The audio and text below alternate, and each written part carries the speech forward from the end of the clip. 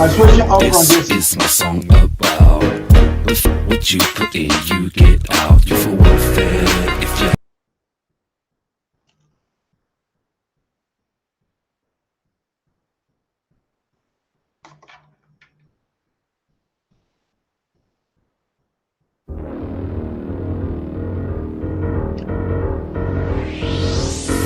This is my song about with what you put in, you get out. You for welfare if you.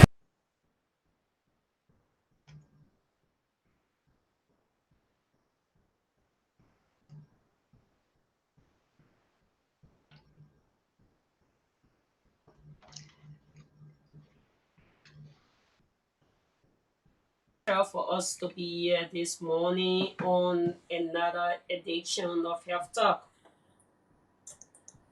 The COVID 19 has changed daily lives in unprecedented ways. It leads to decreased productivity, increased sick related absentees for job quality, wasted material, and even compromised workplace safety. Despite significant financial losses to employee and poor economy, many mental disorders fly below the radar in the workplace. The physical environment is a key contributor to our health. The air we breathe, the food we eat, and even the design of our physical species all contribute to our health outcome. Globally, World Mental Health Day is observed on October 10th. Mental health includes all aspects emotional, psychological, and social well being. Mental health affects how we think, feel, and act. It determines how we handle stress related to other events and people make choices. Mental health affects 13% of the world population. A recent study revealed that during the COVID-19 pandemic, mental health causes has increased. It is estimated that 970 million people are suffering from mental illness worldwide. Among all these cases, 284 million people are suffering with anxiety. Statistics show that more females are suffering from mental illness than male. World Mental Health Day is celebrated all over the world on October 10. The day is the day was first celebrated in the year 1992. Many people today are physically fit but not mentally healthy. Each year, this day is celebrated with a theme. The theme for Mental Health Day 2021 is Mental Health in an Equal World. So, how are we dealing with mental health? Stay tuned because today we will discuss everything about mental health with emphasis on depression. Understand the impact of depression, preventions, and how we can promote mental wellness in our daily lives. We'll be joined in studio by Mr. Mohamed Sadia Dukle, a psychosocial educator based in Australia. And we have with us in studio our own very young incoming director. He got his BSc in chemistry at Cotito University, where he graduated with honor magna cum laude.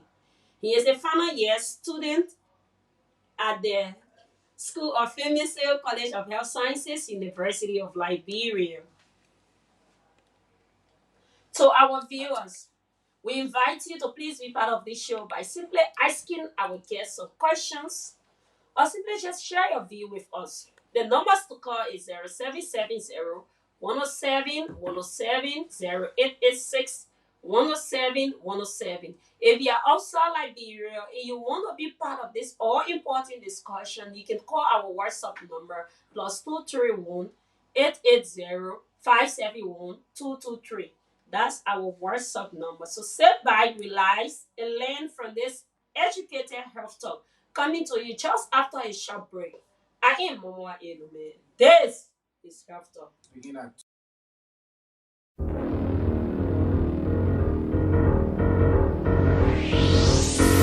This is my song about what you put in, you get out. You for welfare if you.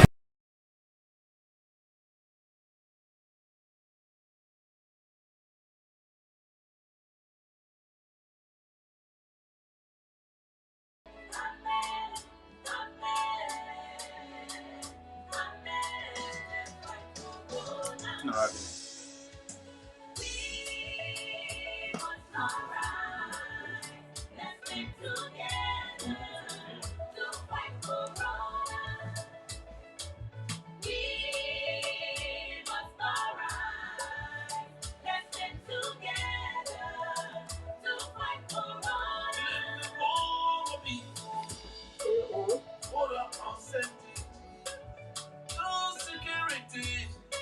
Everything is possible. It could be your mama, your papa, brother, and sister. Let's stand together to fight this deadly disease now. Walk on the wall with living, for the authenticity.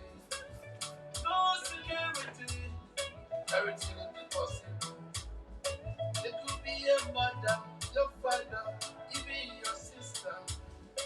Let's stand together to fight. You try the WhatsApp number, I just send you the WhatsApp number, I just send you try it. Europe to America. America to Africa. Caution. It could be a mama, brother, sister, a father. Let's stand together. Mama, love you. Good morning and welcome back to today's edition of Health Talk, the Mamalume Health Talk platform. This is a 1 hour program that discusses a wide range of health related issues. We bring you face to face with health professionals and provide you with causes, signs, and symptoms, complications, and preventions of diseases and illnesses affecting us in our respective community. On today's edition of Health Talk, we will be giving awareness of World Mental Health Day. As we all know, World Mental Health Day is October 10th. This day is celebrated every year to create awareness on alarming issues, especially related to mental health or mental crisis.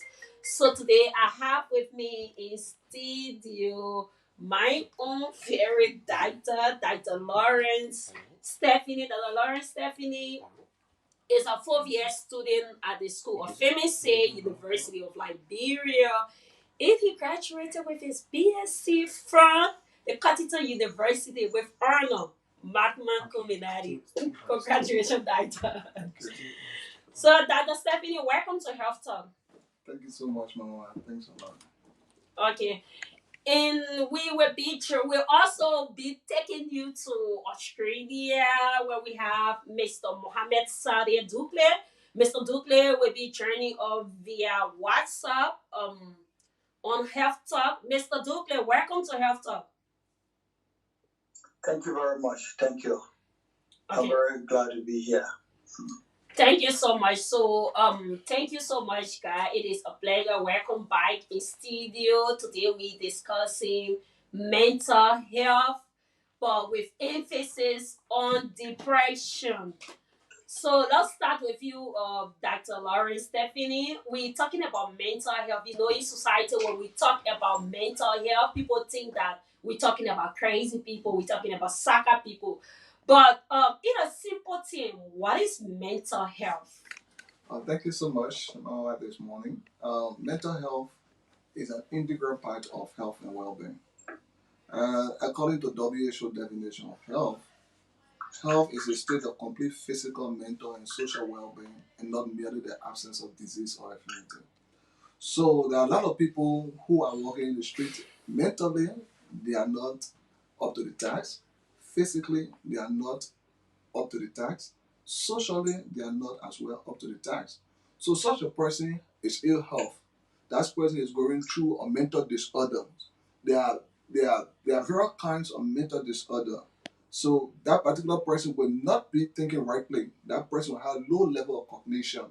They will have low concentration level. So such a person is going through mental retardation. So that health is not okay because there's a deviation from the normal biological function. So that person is ill in health. So mental health being an integral part of health and well-being, once you are not physically, mentally, and socially okay, you are going through a mental crisis.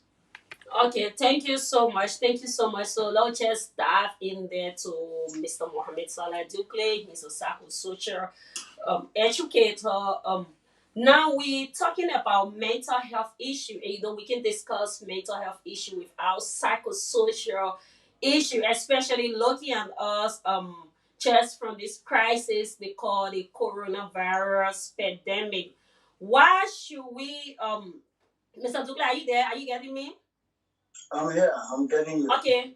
What do we mean by mental health and psychosocial support? I just want you to clear that for the audience listening to you. All right. Thank you very much. I really like the way we go in. We speak to the medical doctor, then you speak to the social worker or psychosocial educator. So I'm going to put it in a layman term. Two levels of definition.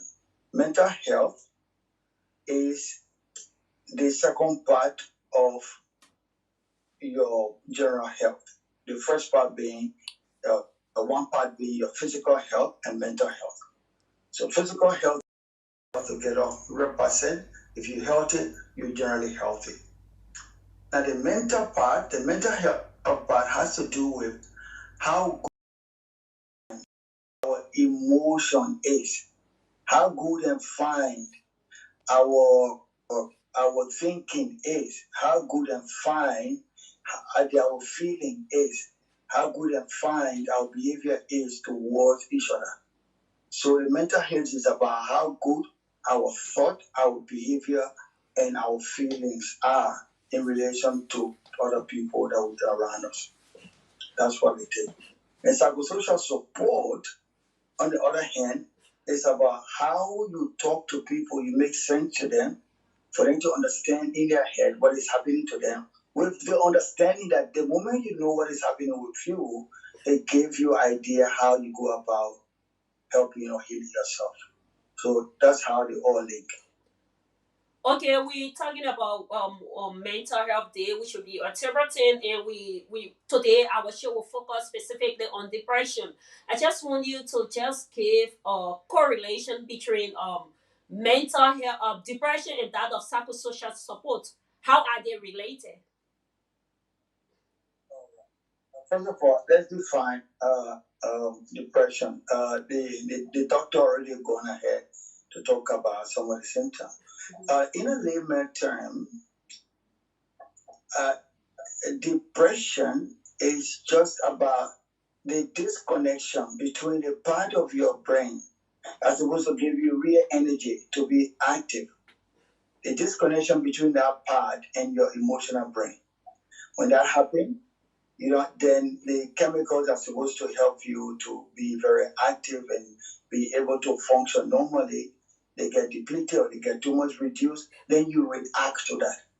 It's like someone has a car with a carburetor and one screw of the carburetor is removed. It's not put well. The petrol will not go into it very well, then you can't function well. Sometimes it starts stop, or sometimes it just doesn't start at all.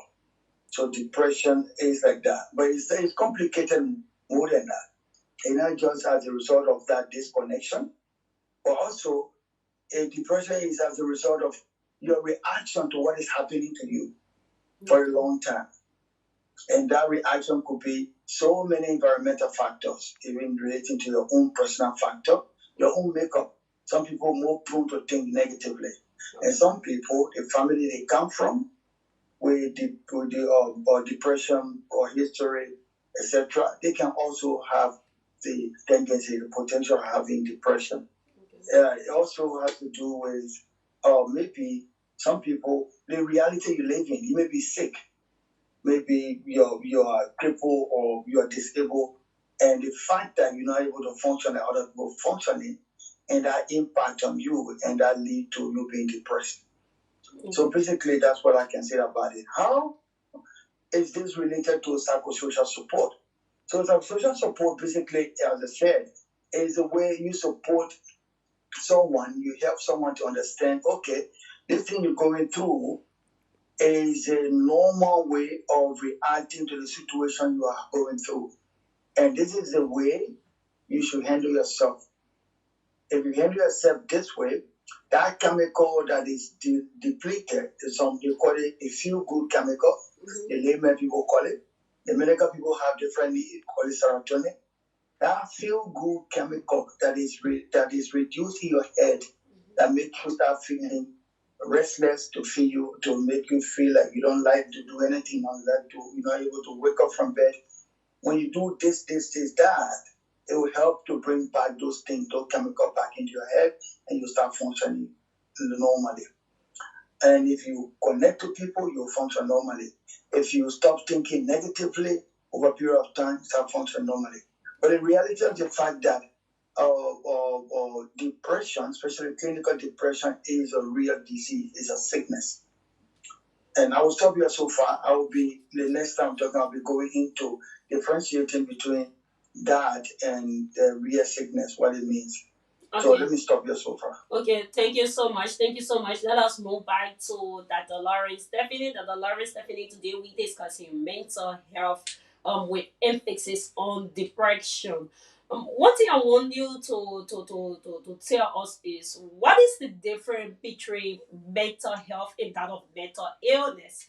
Because people seem to connect the two, thinking that they are the same. Can you just take us through that? All right, thank you so much. Mental health and mental illness. When you are ill in health, when you have a complete deviation from the normal physiology of the body, it means that you have developed some level of illnesses that will make you not to function as a normal person. But linking that to what depression that was subject on the discussion, according to the American Psychiatric Association, they define depression as a common and severe medical illness that negatively affects how you feel, the way you think. I'll play just on the mic, you sound low. All right. According, as I was saying, looking at depression as the subject of the discussion, according to the American Psychiatric Association, they define depression as common and severe medical illness that negatively affect how you feel, the way you think, and how you act. But depression being a state of sadness, complete sadness, is defined as a psychoneurotic disorder that sometimes is categorized by mental and functional activity. Sometimes sadness, there will be some level of reduction in your activity. There will be difficulty in thinking.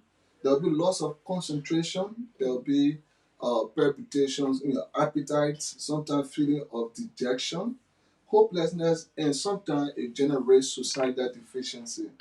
So at times, if someone having these mental illnesses, you see them sit really, really sad. You see them feel that all hope gone. There is no hope for the future. They feel this low self-esteem.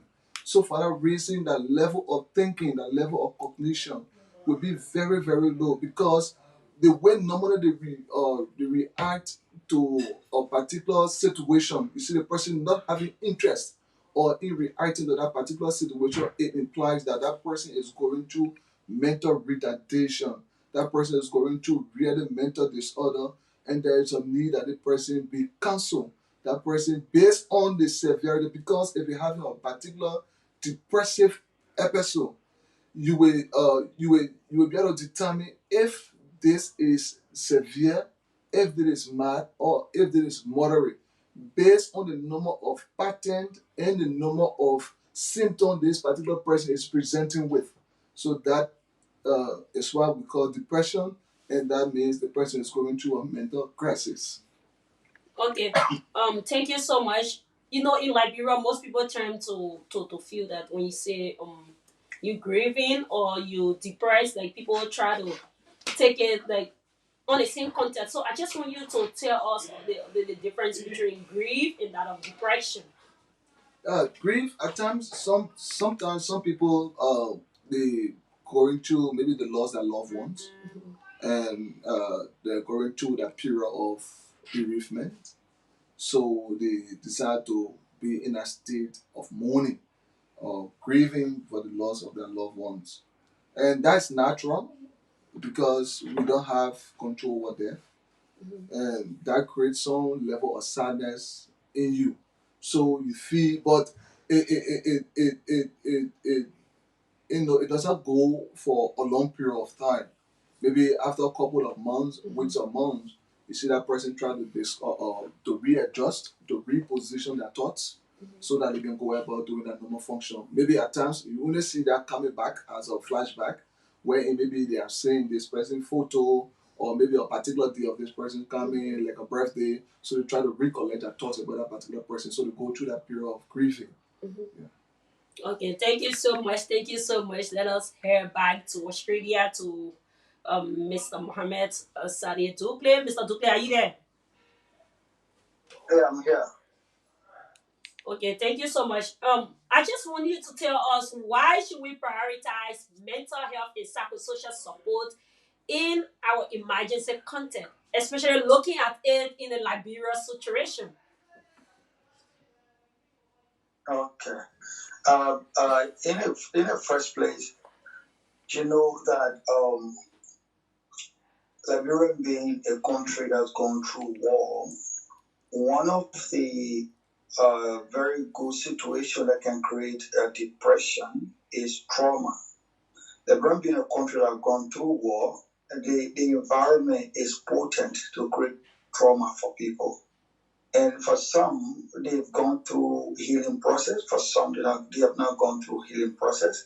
They find that you live in an environment where the circumstances can make you feel that way, or make you interacting with a lot of traumatized people. It can also create a tendency for you to be traumatized.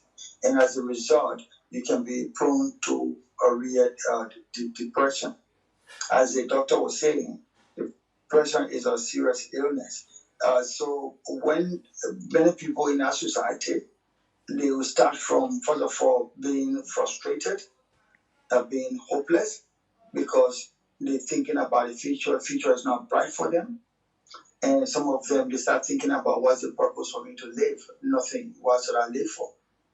Now, when those things happening in the society, one person, two person, three person, and then you see how that impacting group of people, it's also very important to prioritize psychosocial support in that setting. The psychosocial support in this context, it covers so many things. It's about, first of all, helping people to understand that your mental well-being is as important as your physical well-being. That's very important. Now, when people know that, then they'll start healing. Because whatever way we're behaving in our society, our behavior is being influenced by our thought, the way you think. Now, if your thinking, the way of thinking is faulty, or is being influenced by ugly feelings, is being influenced by permissiveness, is being influenced by helplessness or hopelessness, well, you're going to behave that way. You're going to feel and behave that sort of way. And that sort of behavior will not make the society function normally. So it's important for to prioritize it so they can bring some healing process in the society we live in.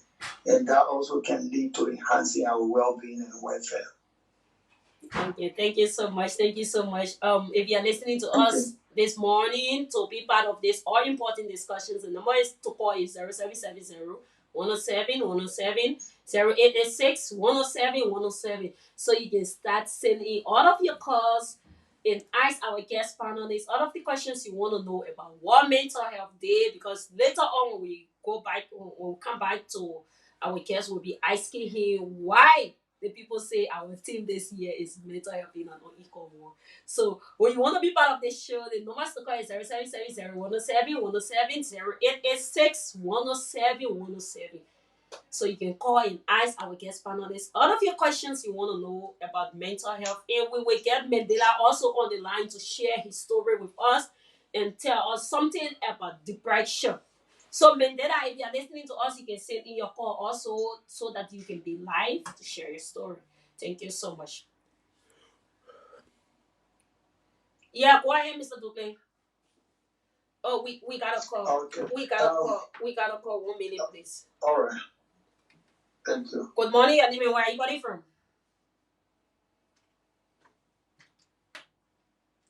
Good morning, your name and where are you calling from?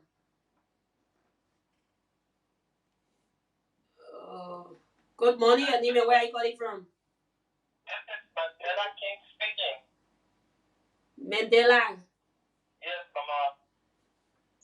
Come in, let me get you live. Hello? Are you getting me now? Yeah, you are live. This is Mandela King speaking. Yeah, Mandela. Let me say good morning to your guest in studio and your guest also outside Nigeria. And it's a good thing here when you're discussing this issue of depression. It's because I think huge people of our population are actually suffering from depression. And I know what I think so. Because I have been there and I've helped others who have been there. For me, I've been there twice. And to the point that I even have suicidal thoughts as well. There's the point where I locked my door, I didn't want to talk to anybody. And even at work, I was so very talkative. I mean, because I couldn't find solutions to my problem. And you see, one thing in Nigeria is the issue of judging people without even getting to know the actual cause of that problem. Nowadays, people have too many problems and they want to share it out. And I believe always that if you share your problem, you're going to find somebody to help you out. But in the Nigeria setting, instead of somebody helping you out, they use your situation or your problem against you. And that is one thing that could lead to depression. Because you're not going to trust anybody again to say you're going to explain. And I've experienced that at work. During the first time when I had this relationship issue, I started sorting it out, looking for people to help me because I was really traumatized. And everywhere I go to explain my problem, people use that problem against me and they try to book me, try to call me all sorts of names, and that actually set me back. And left a state of depression that I never wanted to talk to anybody. I just wanted to find solution by myself. And the issue of finding solution by yourself always leads to suicidal thought. Sure. And I'll tell you this for free. There is a 9-year-old boy who I'm not going to mention his name because he asked me not to. He gave me his permission to share his story as well. And even I'm not going in depth of what is happening to him, what caused his own depression, but he is 9 years old, suffered from depression. This little boy came out the hospital. I mean, there was nothing, when I say physical, those symptoms of fever or anything, all of those things that people who actually see and say, okay, maybe you have this medical condition or that other condition. The only thing he was struggling with is the fact that his parents could not listen to him. It's the fact that his instructors could not listen to him. It's the fact that he faced peer pressure every day from his friends when he tried to explain the situation that he was going through. And this little boy got depressed to the extent that he even planned on taking his own life. But as God will have it, he just told his mom and dad, you know what, I'm sick, you have to get me to the hospital today. And I was the one who was watching. And I asked the question, everything they said, but I mean, I just keep figuring out how is this guy sick? How can I emergency patients to come at night? So all the labs, and there's nothing found. There was nothing significant found to treat him. So then I put the parents outside, and I decided to talk to him one-on-one. And this little boy was able to confide in me the problem that he was facing. And for each time he explained this problem, his colleagues will always mock him. Insurance don't want to listen to him. Parents don't want to listen to him. And it made him to think of taking his own life. Can you imagine? Age 9 years. Think about taking his own life. And now we best of friends. Now even his parents, are even more closer to him. Now he explained things to his parents and listening to him. And I don't know how it works outside there. It should have helping people with depression. How that will still work outside there. But one thing I feel like is the issue of documentation. How well are those cases documented? Those who committed suicide, the police wouldn't investigate. The next day, we don't hear about it. The next day, we don't see those mental health clinicians in real health facilities. We don't hear them on the air. We don't see them in places we're supposed to see them talk about those issues. But here, we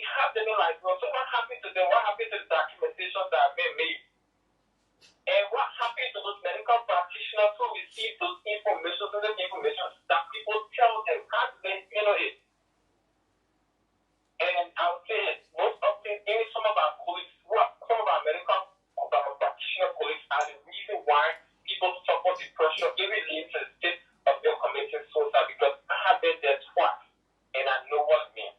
So I'm very appreciative, you people having this discussion. I really appreciate Mohammed out there to actually be able to help us out. How to do it on that side, how to help people who suffer mental health conditions, not only depression but mental health conditions. And maybe some of us can learn and also apply in our clinical practice to help a lot of people who have mental health issues or to be specific depression as well. Thank you very much. Thank you so much, Mandela. Thank you so much for sharing that stories with us. Mr. Dupe, you listen to Mandela. Do you have any comment? Yeah, listen to it. First of all, I want to thank him. And he has taken a discussion from the paper to a reality. I think that is very good. I will make 2 points and then I will comment on the last part of what he said. The 2 points, the first of the comment I want to make is that in a society, most of us are confused about difference between depression and many other things. Mm-hmm. Depression and sadness, depression and grieving. The doctor already talked about depression and grieving, but depression and sadness. There are 6 a very important difference I want to mention here. And we look out to. So that way, every time we use the word, man, I'm feeling depressed, man, you will know clearly whether this person talking about sadness or the person talking about actual depression. But let's talk about the differences. Sadness is an emotional reaction. We gotta call Mr. Dupe. Good morning, please. Good morning, your name and where you calling from? Okay, all right. Good morning, I'm calling Andrews. I'm calling from Porto Junction, the student Dr. Hamilton. Yeah, calling Andrew. You are live. Yeah, I would say thanks to the guys in the studios, like Dr. Boris Kende. All right. For depression, or yeah, then people normally get it based on what our factors, and there's some prevention that we can sometimes consider as or free those or free medication stuff that we can actually educate, and then both looking at those come up with what you call approaches, but looking at some other prevention that, because the fact is a thing according to the issue of people in the world suffer from depression, and we can actually correctly looking at the biochemical standpoint, looking at those neurotransmitters like serotonin, the dopamine, or sometimes the genetics, the personality, also the environment. Okay. Okay, so I wanted to actually elaborate on those or non-pharmacological measures, because some of the pharmacological measures like the use of drugs like the synthetic serotonin, the uptake inhibitor, like the amitriptyline, they have some drawbacks based on side effects, and patients will not very well to start with drugs, and also those measures that you taking into place before patients that will take it, because some of these drugs can cause the serotonin syndrome, like you need to have blood pressure, even tachycardia, even at times dizziness. So okay. So patients will not have to take those medications because they can cause them to be dizzy again, and they might affect their, especially on those guys who are driving cars. So I want those guys to talk on, or those measures can take to prevent this depression. Because okay, Dr. Stephanie will go through that right after Mr. Mohammed Dupe. Okay? All right, thank you. And thank you to that caller, because we will talk about prevention and what you do socially. But let's go through quickly in the difference. When someone tells you, look, I'm depressed now. Now, if that person is reacting to a particular event, and that person is most likely being sad, and he's going through emotional reaction in relation to a specific thing. And it could be, for example, you have a friend that went to Cathedral High School together before 10 years ago. He's now driving $50,000, $60,000 car, and you there, you can't even have food to eat. When you see him pass, he posts or does something, you react to that. That particular moment, you feel down immediately. After a few moments, you come back to a normal function. You go. That's sadness. That's different. In the case of depression, it's a complete mental illness. Now, what's the difference between mental illness and mental health? We talked about it before, but I'll still mention here in the layman terms as we do for general education. Mental health is the same as you say physical health. So the two health together. Physical health, your headache, you sprain your leg, etc. That's one part. Mental health is also one part. Mental health just talking about how you feel, how you think, how you interact with other people in terms of how you outburst your emotion or not. So when you are mentally ill, meaning you are sick, the same way when they get diabetes or high blood pressure, you're sick. And when you get diabetes and high blood pressure, it's not something where you can just sit home and say, I want to solve it. You got to take some real actions to do that. And that's you can go to the guy who is a shoe shiner to tell you to fix it. You got to go to professionals who will prescribe something for you or who will prescribe particular action for you to take. Okay. Now, for the sake of time, let me do just two more different. Sadness is specific. You'll be sad because of specific reason, and depression you evade. You just see yourself. You can't see any reason why you are down. You can't tell any reason why your mood has changed. You can't pinpoint at anything. You're just into it, and you keep going into it deeper and deeper and deeper. Sadness is subjective, while depression is objective. Subjective in the sense that when you're sad, you know you are sad. You define your sadness. But to say you are depressed or you clinically depressed, well, they have to look at things, some symptoms, and before they decide you're depressed. And that has to be done by medical doctor or mental health practitioner. But whatever the case, if you find yourself, you down, you go 1 day, 2 days, 3 days, and you're down in terms of number one, you lost interest in everything. Things you like to do before, if you want to do them, you not only not like it, but you feel pain for doing them. When you find yourself, you don't more interested to work. You're not interested in anything. You don't shower, whatever the case. Then you have to think about how you can seek for help. Let me stop here so far, and we'll see what other people have to say. Thank you so much. Thank you so much, Mr. Dupe. So, Lauren Stephanie, can you just give a comment on the second quarter? Yeah, let me say thank you to my colleague, Dr. Bowie Andrews. When we're talking about depression, we should also be looking at the forms of depression firstly. We get psychotic depression. That form of psychotic depression has been categorized by a severe depression. So there are how many kinds of form of depression? There are three. Okay. There are three basic forms of depression. We get with psychotic depression that is categorized by severe depression.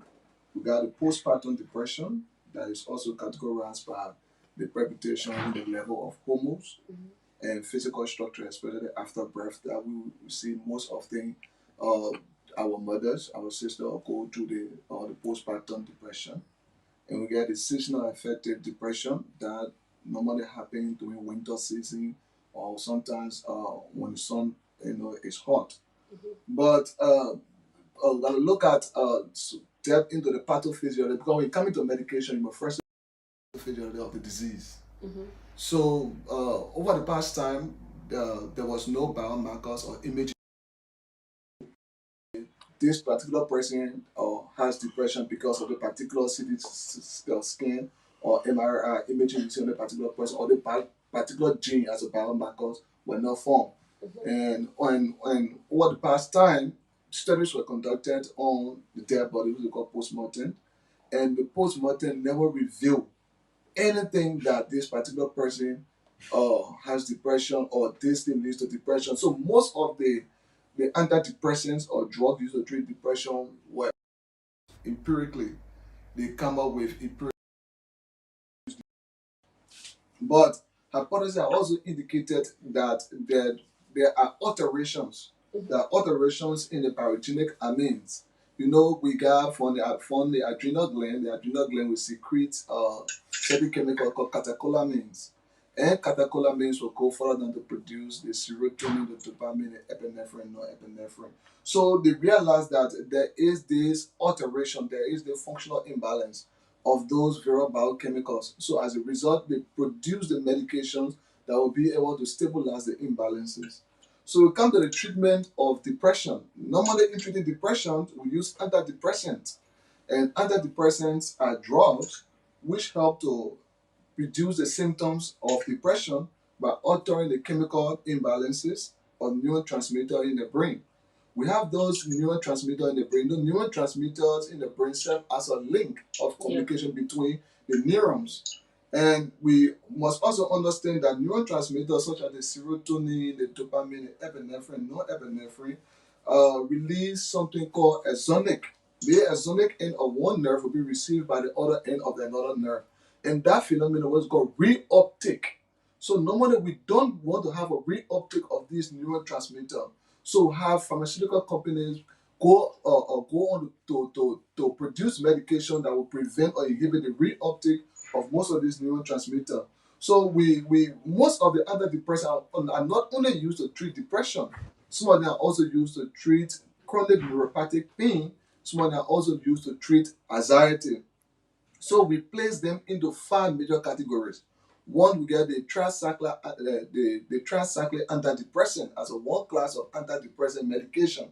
So if someone having depression, we got basically 5 categories of drugs that we must look into to treat the depression based on the number of pattern and the present presentation of the symptom. We got the tricyclic antidepressant, the CTA.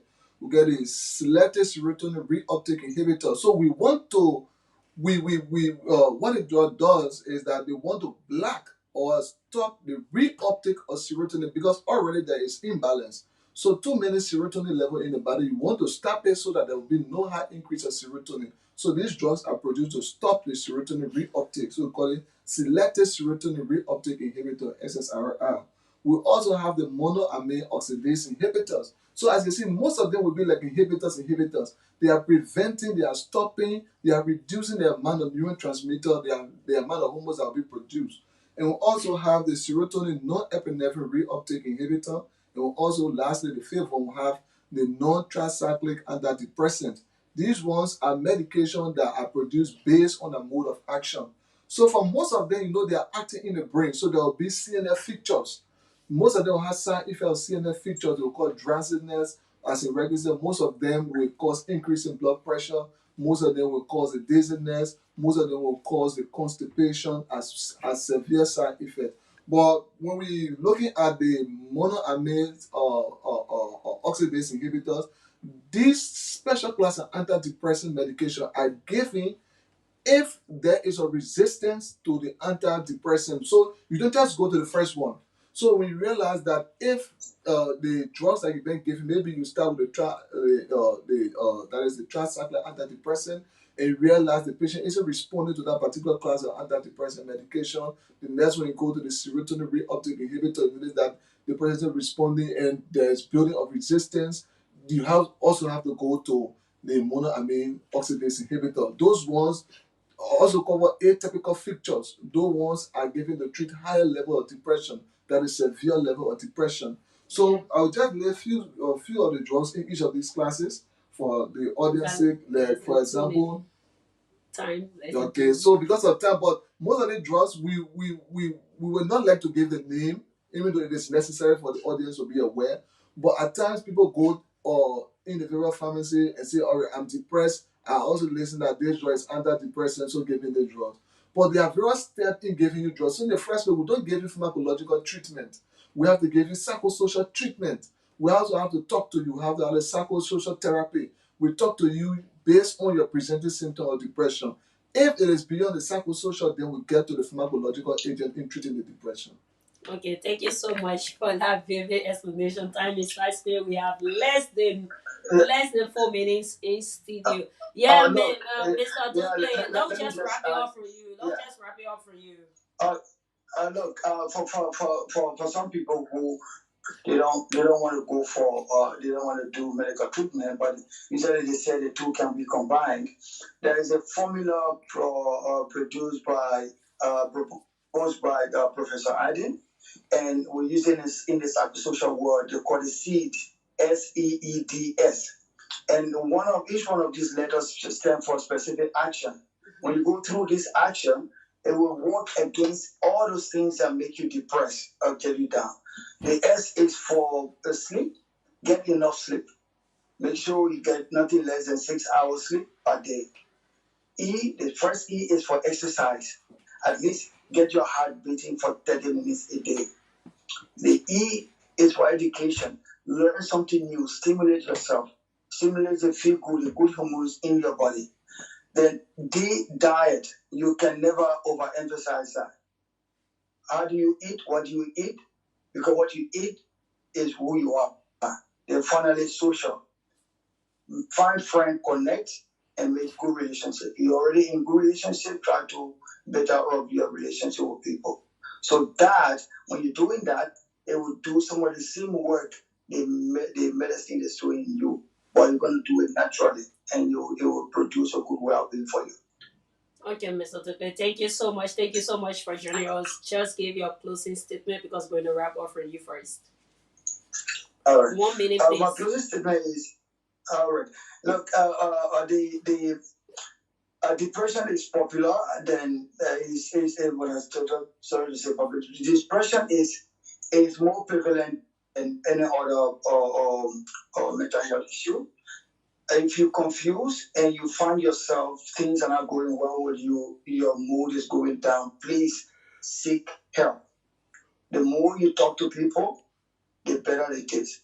Okay. Seek help. The medical practitioners are there. Thank you. Thank you so much. Thank you so much for joining us. Thank you so much. So now move back in studio. We're driving the plane from all the way Australia to come back in the studio. Where we have Dr. Lauren Stephanie. Dr. Lauren Stephanie, let's just close this off with this theme: mental health in an unequal world. Can you just breathe on it just for 2 minutes and then let's wrap up because we're already out of time. All right, thank you so much. The theme is good because we don't see much place for those with mental health. We don't see them in society playing pivotal roles. We see them as outcasts because of the stigma. So we make the environment unequal and friendly. Sorry, we are not taking any call again because we're already out of time. Please, we're not taking any call again, please. So we want to fill the gap where everyone will have an equal right, and so that they should be able to work freely in a particular environment regardless of what they are going through. Mm-hmm. So you don't outcast a particular person when he's traumatized or going through this type of depression or mental retardation. You include them and help them form a better person. You know, the Carter Center, I'll give you an article. You know, the Carter Center have projected that we have 44% of our population that is going through post-traumatic stress disorder. Mm-hmm. And we'll also have 40% of the population that is going through severe depression disorder. And we'll also have 11% of the population that have contemplated on committing suicide.